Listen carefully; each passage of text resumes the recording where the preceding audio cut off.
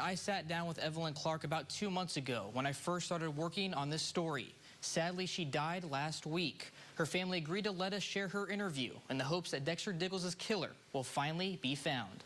It's not a good feeling, and I wouldn't wish this on no mother. For Evelyn Clark, the image of one child consumed her with terror. 29-year-old Dexter Diggles was her son. Dexter was very friendly. He had a lot of friends. If he had enemies, I didn't know nothing about him. On the evening of November 15th, 2015, Clark was cooking at her home in Call. Shortly after 3 p.m., she got a knock on her door that would change her life. She knocked on the door with her mama. They both told me that, ma'am, I'm sorry, but your son out here dead. I said, who? Where? And that's when they showed me Dexter, and that's when I called 911.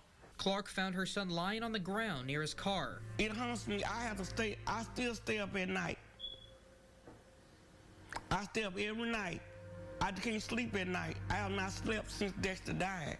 Former Newton County Sheriff Eddie Shannon led the investigation, but ultimately decided to close the case. Then, Sheriff Billy Roll stepped in. He said, when I become sheriff, I'll make it my priority.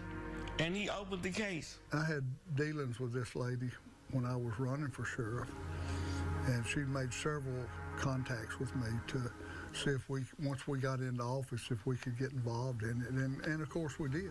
Sheriff Rolls opened the case shortly after taking office in 2017. He tells us Diggles died from being shot once in the head. She goes down to look at him, and lo and behold, he's got a bullet hole in his head.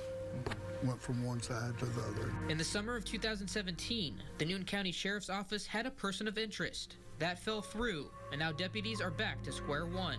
As we are right now, we do not have a solid suspect in this case. Clark tells us Diggles worked in construction and just arrived home from work on Saturday, November 14th of 2015. She left to go visit someone in the hospital, not knowing it would be the last time she would see her son.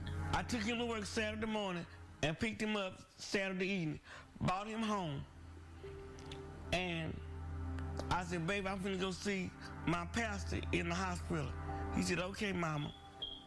And I left, and I came back home at 11 o'clock that night.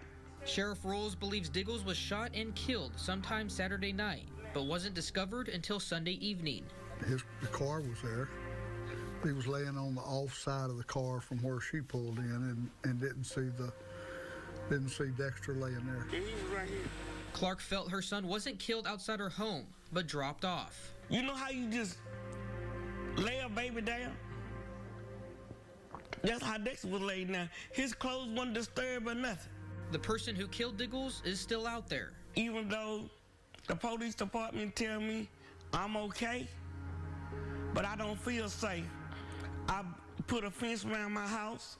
I put more security lights on, and I have an alarm system because I'm not gonna feel safe until they find the person that killed my child. Sheriff Roll says he won't rest until they are found. Well, I would love to look the camera in the eye and say there's somebody out there that knows what happened, and I would give anything in the world for the family to be able to solve this. I'm not mad at the person that done it. I forgive the person. I just want the person to come forward and say I did it, and I want to know why. And that's all I want is justice. That's all I want. Evelyn Clark recently began her second battle with colon cancer after being in remission for 25 years.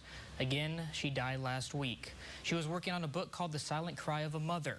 Although she will not be able to see justice served, Sheriff Rolls told me today they have uncovered new details in this case. Someone knows. Yeah, it's such a heartbreaking story for the mother to pass away and not see justice, but there is someone out there, and if you're out there watching, you should definitely come forward with information. Yeah, any new information I'm sure would be a blessing for the family. And you guys can call the Newton County Sheriff's Office at 409-379-3636 with any information about this case. Sat down like a baby. How emotional for her, the way she put that. Thank you very much.